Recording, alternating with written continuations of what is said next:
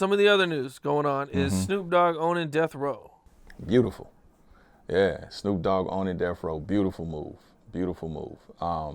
I think that's dope, especially based on the fact that, you know, Snoop, he basically, you know, he's the foundation of Death Row. He helped create Death Row and that whole legacy. He's synonymous with that. You know, of course, he came over to us at No Limit at a point, but I think that's a beautiful thing, man. I think he'll be able to do great things with that. I hear that the Chronic is under that whole thing in terms of him owning that catalog as well. But what I'd be curious, again, Snoop is the homie. Matter of fact, Snoop is coming to the Holding Court podcast, but Snoop is the homie. I'd be curious to know really, you know, and I don't know. I don't want to be messy, but just, you know, I guess just as a business guy, I wonder if he owns it or if he's just a figurehead of it. You understand? That's what I think it is. Really? I do think that's what it is. Yeah. He's just he owns the branding of it or something. Right. I don't know how much of the music he's gonna actually own. Exactly. That's what I really wonder. He might get a piece. Yeah, a piece. Exactly. But is it a situation where like he owns the masters as Calvin brought us, or as his company or whatever his entity is owns it? I wonder what that is, you know. So, I mean, regardless, it's a great fucking move. It's a great look, you know. I know he spoke publicly about never really being compensated correctly from Death Row. You know, like he said, a publishing check. He was like, what's that? He never received a publishing check. Now he can, you know what I'm saying? So at least I would think that he could, you know.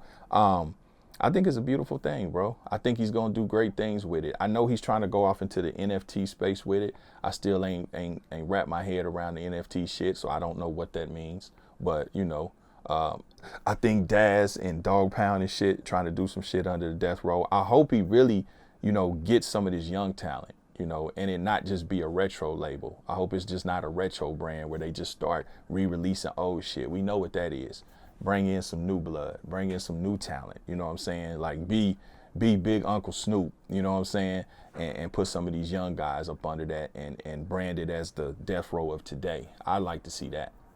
I would definitely like to see him start to sign the young talent. There's a lot of young talent in LA, especially in LA. That could really use like a Snoop Dogg stamp. I know Inhale, Nate Dogg's son, is working with him. Right. You know, we don't really know who all he's working with. I mean, honestly, I'd rather see him sign new talent than old for sure. talent. Yeah, me too. That's what I'm saying. I want him to keep that retro shit, keep that old school shit, but man, move it forward, push the brand forward. You know what I mean?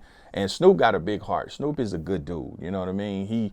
He pretty much give anybody an opportunity, you know, if it makes sense. So, but like I like to see him fuck with I like them Baby Stone Gorilla dudes. You know what I'm saying? I know they bloods, but you know it's all good. You know, Snoop don't subscribe to that like that. You know what I mean?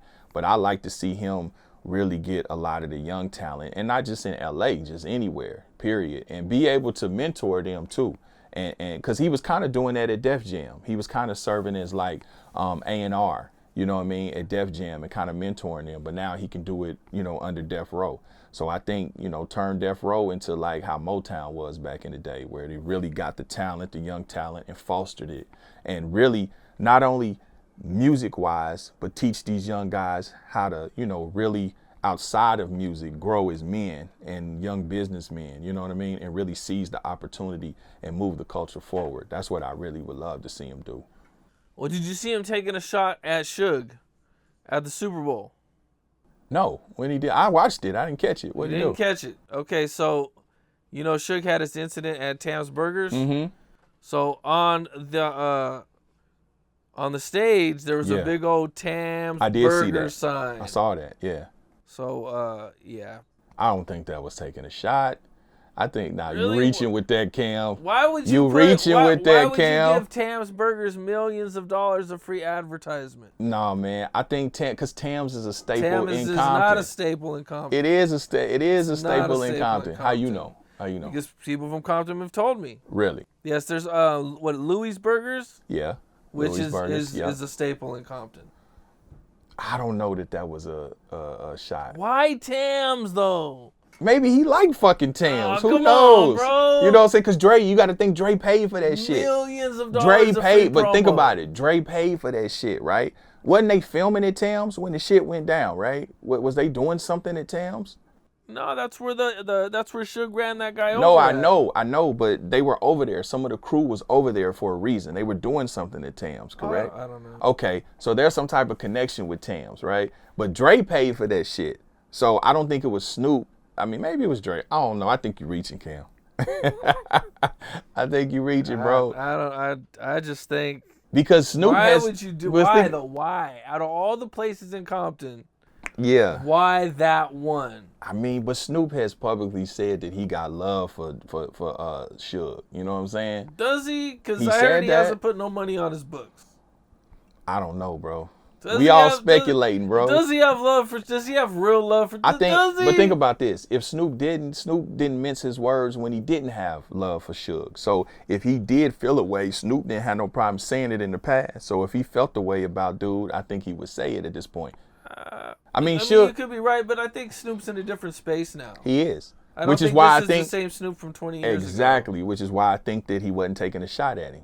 Exactly. It's a different Snoop. I think it was probably coincidence. You know what I'm saying? It was probably coincidence.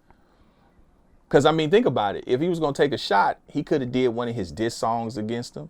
He could have, you know, it was so many other ways he could have took a shot. They could have put a red truck up there or something. You know what I mean? Like, it's so many ways that he could have did it where it was apparent. You know, I think that the Tams was probably just yeah, that's a coincidence.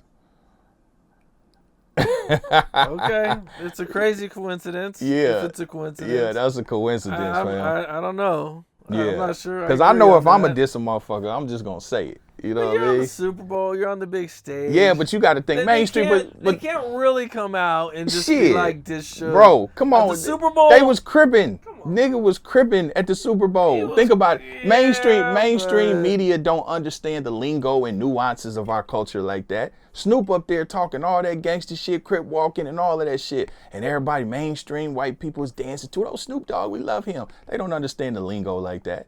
He could have snuck that shit in. I mean, all that them records that they did up there is gangster shit. They talking about gangster shit. Yeah, but they only did popular records. They didn't do any, like, you know, even still DRE. No, but what? No, I'm not talking about diss records, but I'm talking about the culture, though. They were all big hits. But what I'm saying is, even with them being big hits, they're sliding gangster shit in front of everybody. You know, them records, still DRE, all of that. You talking about the culture. So when you talking about the culture, you know what I'm saying? You still talking about a level of the hood, a level of some gangster shit. I don't know, man. I just think that I just why. Yeah. That's all. I think it's a coincidence. Why. This is a coinkadink, man.